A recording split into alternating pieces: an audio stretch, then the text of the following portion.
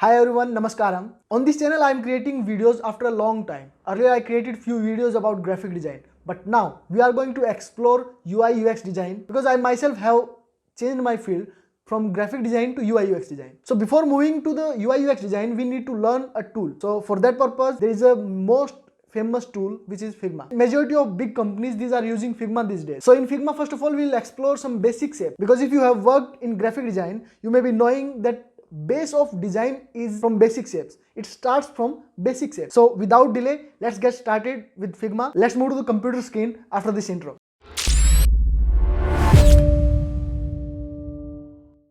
So guys, here I have taken the new document in Figma.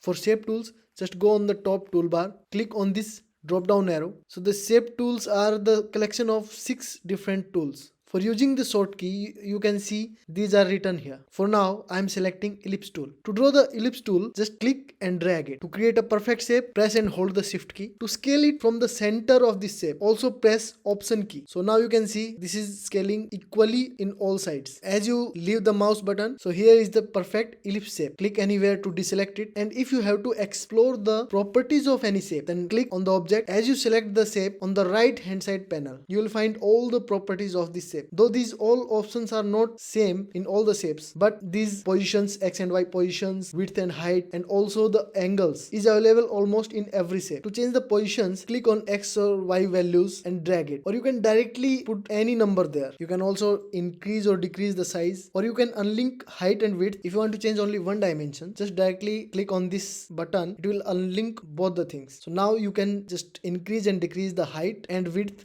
as well. Just undo it and link it again. So now let's change the fill. By default it comes light gray color in all the shapes. Now let's move to the fill here in fill panel. As you click on this swatch, you can change any color from here, or you can just move the slider to change to different color. You can also decrease or increase the opacity. You can also put directly any hex value there. So now let's add a stroke. To create the stroke, just click on this plus icon. Now you will see all the properties of the stroke. Now let's change the color first of all, and then you can also increase or decrease the weight. You can also change the alignment like inside, outside, center, etc. To explore more properties of stroke, click on these 3 dots. Here you can change the stroke style like dash or solid, or you can also create any custom. And here one more option you can explore. After selecting here, this rounded icon you can see here. As you click and drag it, one different shape will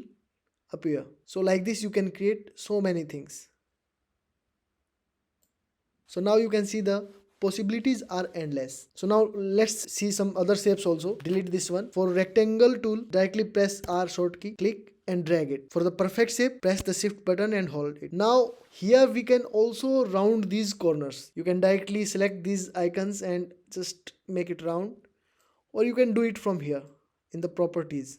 For individual corners, just click on this icon. Now you can change the values of the corners separately, like 32 here I can put, and here 50. So all other shapes are also same, like color you can change from here. And the stroke again, let's take this color for this stroke and increase the weight. Now similarly other tools also work in the same way, like this triangle tool.